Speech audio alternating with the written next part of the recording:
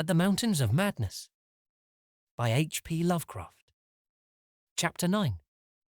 I have said that our study of the decadent sculptures brought about a change in our immediate objective. This, of course, had to do with the chiseled avenues to the black inner world, of whose existence we had not known before, but which we were now eager to find and traverse.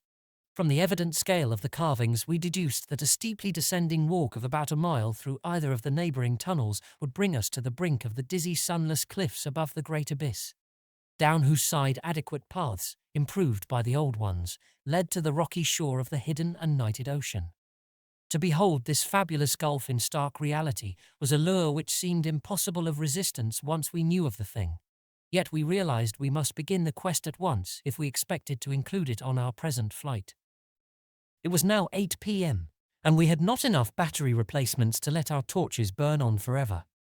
We had done so much of our studying and copying below the glacial level that our battery supply had had at least 5 hours of nearly continuous use, and despite the special dry cell formula would obviously be good for only about 4 more, though by keeping one torch unused, except for especially interesting or difficult places, we might manage to eke out a safe margin beyond that. It would not do to be without a light in these cyclopean catacombs, hence in order to make the abyss trip, we must give up all further mural deciphering. Of course, we intended to revisit the place for days, and perhaps weeks of intensive study and photography, curiosity having long ago got the better of horror, but just now we must hasten. Our supply of trail-blazing paper was far from unlimited, and we were reluctant to sacrifice spare notebooks or sketching paper to augment it. But we did let one large notebook go. If worst came to worst, we could resort to rock chipping, and of course it would be possible, even in case of really lost direction, to work up to full daylight by one channel or another if granted sufficient time for plentiful trial and error. So at last we set off eagerly in the indicated direction of the nearest tunnel. According to the carvings from which we had made our map, the desired tunnel mouth could not be much more than a quarter mile from where we stood, the intervening space showing solid-looking buildings quite likely to be penetrable still at a subglacial level. The opening itself would be in the basement, on the angle nearest the foothills, of a vast 5-pointed structure of evidently public and perhaps ceremonial nature, which we tried to identify from our aerial survey of the ruins. No such structure came to our minds as we recalled our flight, hence we concluded that its upper parts had been greatly damaged, or that it had been totally shattered in an ice rift we had noticed. In the latter case, the tunnel would probably turn out to be choked, so that we would have to try the next nearest one, the one less than a mile to the north. The intervening river course prevented our trying any of the more southerly tunnels on this trip, and indeed, if both of the neighbouring ones were choked, it was doubtful whether our batteries would warrant an attempt on the next northerly one, about a mile beyond our second choice. As we threaded our dim way through the labyrinth with the aid of map and compass, traversing rooms and corridors in every stage of ruin or preservation, clambering up ramps, crossing upper floors and bridges and clambering down again, encountering choked doorways and piles of debris, hastening now and then along finely preserved and uncannily immaculate stretches, taking false leads and retracing our way in such cases, removing the blind paper trail we had left, and once in a while striking the bottom of an open shaft through which daylight poured or trickled down. We were repeatedly tantalized by the sculptured walls along our route. Many must have told tales of immense historical importance, and only the prospect of later visits reconciled us to the need of passing them by. As it was, we slowed down once in a while and turned on our second torch. If we had had more films, we would certainly have paused briefly to photograph certain bas-reliefs, but time-consuming hand-copying was clearly out of the question. I come now once more to a place where the temptation to hesitate, or to hint rather than state, is very strong. It is necessary, however, to reveal the rest in order to justify my course in discouraging further exploration. We had wormed our way very close to the computed site of the tunnel's mouth, having crossed a second-story bridge to what seemed plainly the tip of a pointed wall, and descended to a ruinous corridor especially rich in decadently elaborate and apparently ritualistic sculptures of late workmanship, when about 8:30 p.m. Danforth's keen young nostrils gave us the first hint of something unusual. If we had had a dog with us, I suppose we would have been warned before. At first we could not precisely say what was wrong with the formerly crystal pure air, but after a few seconds our memories reacted only too definitely. Let me try to state the thing without flinching. There was an odor, and that odor was vaguely, subtly, and unmistakably akin to what had nauseated us upon opening the insane grave of the horror poor Lake had dissected. Of course, the revelation was not as clearly cut at the time as it sounds now. There were several conceivable explanations, and we did a good deal of indecisive whispering. Most important of all, we did not retreat without further investigation, for having come this far, we were loath to be balked by anything short of certain disaster. Anyway, what we must have suspected was altogether too wild to believe. Such things did not happen in any normal world. It was probably sheer irrational instinct which made us dim our single torch, tempted no longer by the decadent and sinister sculptures that leered menacingly from the oppressive walls, and which softened our progress to a cautious tiptoeing and crawling over the increasingly littered floor and heaps of debris. Danforth's eyes as well as nose proved better than mine, for it was likewise he who first noticed the queer aspect of the debris after we had passed many half-choked arches leading to chambers and corridors on the ground level. It did not look quite as it ought after countless thousands of years of desertion, and when we cautiously turned on more light, we saw that a kind of swath seemed to have been lately tracked through it. The irregular nature of the litter precluded any definite marks, but in the smoother places there were suggestions of the dragging of heavy objects. Once we thought there was a hint of parallel tracks, as if of runners. This was what made us pause again. It was during that pause that we caught, simultaneously this time, the other odor ahead. Paradoxically, it was both a less frightful and a more frightful odor, less frightful intrinsically, but infinitely appalling in this place under the known circumstances. Unless, of course, Gedney. For the odor was the plain and familiar one of common petrol, everyday gasoline. Our motivation after that is something I will leave to psychologists. We knew now that some terrible extension of the camp horrors must have crawled into this nighted burial place of the eons, hence could not doubt any longer the existence of nameless conditions, present or at least recent just ahead. Yet in the end we did let sheer burning curiosity or anxiety or auto-hypnotism or vague thoughts of responsibility toward Gedney or whatnot drive us on. Danforth whispered again of the print he thought he had seen at the alley turning in the ruins above, and of the faint musical piping, potentially of tremendous significance in the light of Lake's dissection report despite its close resemblance to the cave-mouth echoes of the windy peaks, which he thought he had shortly afterward half-heard from unknown depths below.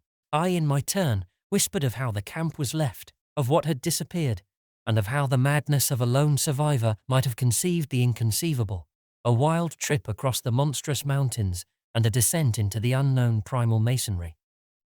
But we could not convince each other, or even ourselves, of anything definite.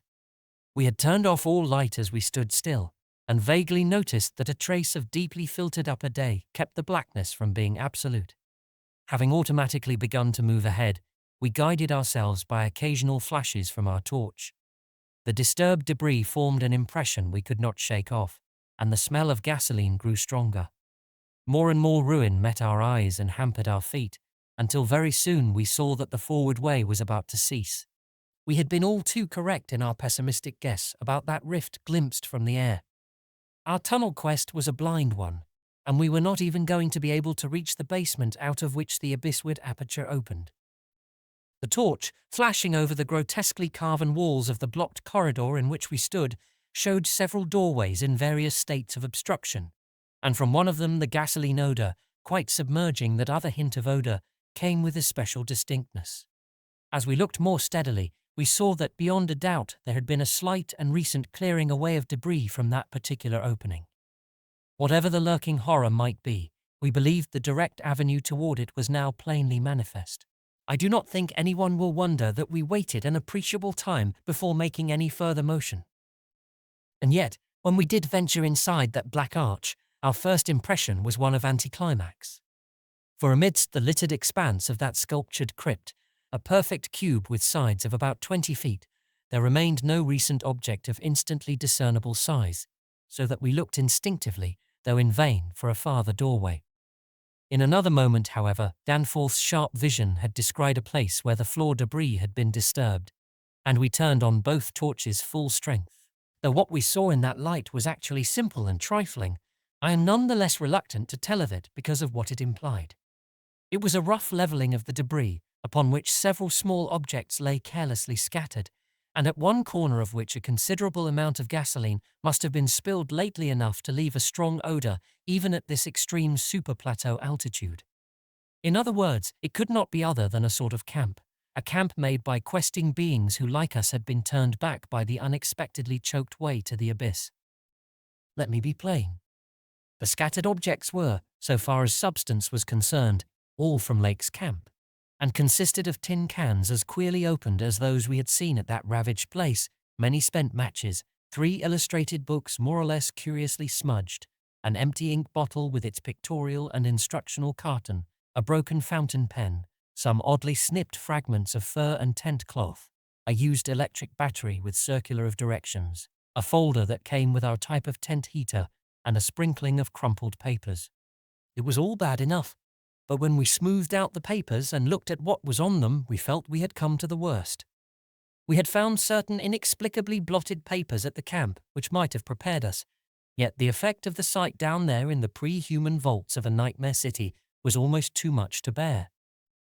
A mad Gedney might have made the groups of dots in imitation of those found on the greenish soapstones, just as the dots on those insane 5-pointed grave mounds might have been made, and he might conceivably have prepared rough, hasty sketches, varying in their accuracy or lack of it, which outlined the neighbouring parts of the city and traced the way from a circularly represented place outside our previous route, a place we identified as a great cylindrical tower in the carvings, and as a vast circular gulf glimpsed in our aerial survey to the present 5-pointed structure and the tunnel mouth therein. He might, I repeat, have prepared such sketches, for those before us were quite obviously compiled as our own had been from late sculptures somewhere in the glacial labyrinth, though not from the ones which we had seen and used. But what this art-blind bungler could never have done was to execute those sketches in a strange and assured technique, perhaps superior, despite haste and carelessness, to any of the decadent carvings from which they were taken, the characteristic and unmistakable technique of the old ones themselves in the dead city's heyday. There are those who will say Danforth and I were utterly mad not to flee for our lives after that, since our conclusions were now, notwithstanding their wildness, completely fixed, and of a nature I need not even mention to those who have read my account as far as this. Perhaps we were mad, for have I not said those horrible peaks were mountains of madness? But I think I can detect something of the same spirit, albeit in a less extreme form, in the men who stalk deadly beasts through African jungles to photograph them or study their habits. Half paralyzed with terror though we were, there was nevertheless fanned within us a blazing flame of awe and curiosity which triumphed in the end. Of course, we did not mean to face that, or those which we knew had been there, but we felt that they must be gone by now. They would by this time have found the other neighbouring entrance to the abyss, and have passed within to whatever night-black fragments of the past might await them in the ultimate gulf they had never seen. Or if that entrance too was blocked, they would have gone on to the north seeking another. They were, we remembered, partly independent of light. Looking back to that moment, I can scarcely recall just what precise form our new emotions took, just what change of immediate objective it was that so sharpened our sense of expectancy. We certainly did not mean to face what we feared, yet I will not deny that we may have had a lurking, unconscious wish to spy certain things from some hidden vantage point. Probably we had not given up our zeal to glimpse the abyss itself, though there was interposed a new goal in the form of that great circular place shewn on the crumpled sketches we had found. We had at once recognized it as a monstrous cylindrical tower figuring in the very earliest carvings, but appearing only as a prodigious round aperture from above. Something about the impressiveness of its rendering, even in these hasty diagrams, made us think that its sub-glacial levels must still form a feature of peculiar importance. Perhaps it embodied architectural marvels as yet unencountered by us. It was certainly of incredible age according to the sculptures in which it figured, being indeed among the first things built in the city. Its carvings, if preserved, could not but be highly significant. Moreover, it might form a good present link with the upper world, a shorter route than the one we were so carefully blazing, and probably that by which those others had descended. At any rate, the thing we did was to study the terrible sketches, which quite perfectly confirmed our own, and start back over the indicated course to the circular place, the course which our nameless predecessors must have traversed twice before us. The other neighbouring gate to the abyss would lie beyond that. I need not speak of our journey, during which we continued to leave an economical trail of paper, for it was precisely the same in kind as that by which we had reached the cul-de-sac, except that it tended to adhere more closely to the ground level and even descend to basement corridors. Every now and then we could trace certain disturbing marks in the debris or litter underfoot, and after we had passed outside the radius of the gasoline scent, we were again faintly conscious, spasmodically, of that more hideous and more persistent scent. After the way had branched from our former course, we sometimes gave the rays of our single torch a furtive sweep along the walls, noting in almost every case the well-nigh omnipresent sculptures, which indeed seemed to have formed a main aesthetic outlet for the old ones. About 9:30 p.m., while traversing a vaulted corridor whose increasingly glaciated floor seemed somewhat below the ground level, and whose roof grew lower as we advanced, we began to see strong daylight ahead and were able to turn off our torch. It appeared that we were coming to the vast circular place, and that our distance from the upper air could not be very great. The corridor ended in an arch surprisingly low for these megalithic ruins, but we could see much through it even before we emerged.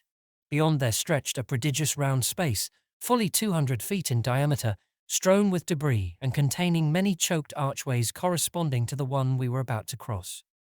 The walls were, in available spaces, boldly sculptured into a spiral band of heroic proportions, and displayed, despite the destructive weathering caused by the openness of the spot, an artistic splendor far beyond anything we had encountered before.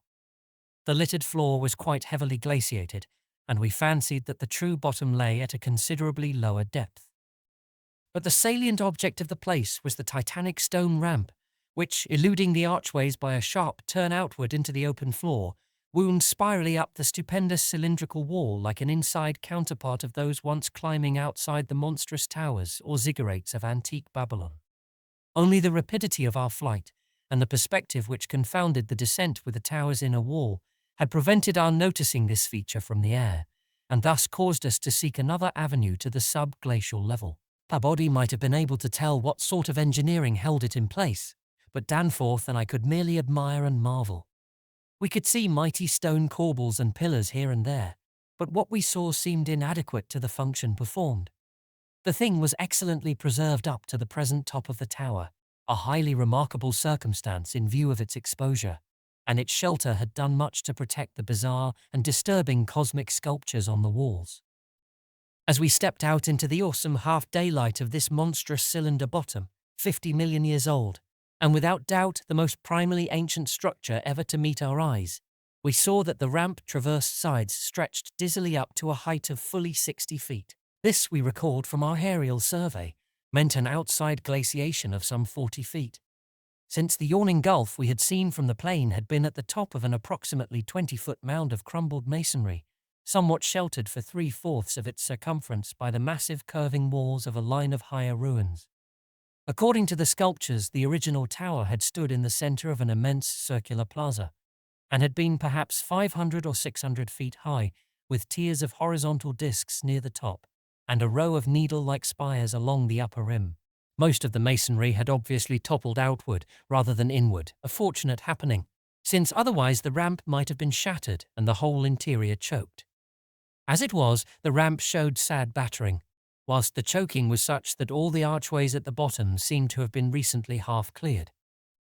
It took us only a moment to conclude that this was indeed the route by which those others had descended, and that this would be the logical route for our own ascent despite the long trail of paper we had left elsewhere.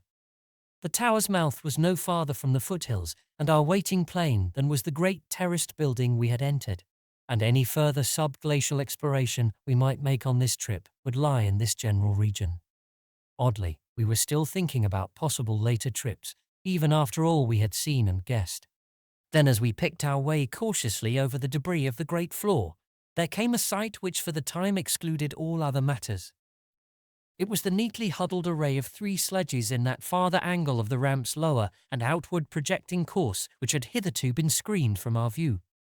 There they were, the 3 sledges missing from Lake's camp, shaken by a hard usage which must have included forcible dragging along great reaches of snowless masonry and debris, as well as much hand portage over utterly unnavigable places. They were carefully and intelligently packed and strapped, and contained things memorably familiar enough: the gasoline stove, fuel cans, instrument cases, provision tins, tarpaulins obviously bulging with books, and some bulging with less obvious contents, everything derived from Lake's equipment. After what we had found in that other room, we were in a measure prepared for this encounter. The really great shock came when we stepped over and undid one tarpaulin whose outlines had peculiarly disquieted us. It seems that others as well as Lake had been interested in collecting typical specimens, for there were two here, both stiffly frozen, perfectly preserved, patched with adhesive plaster where some wounds around the neck had occurred, and wrapped with patent care to prevent further damage. They were the bodies of young Gedney and the missing dog.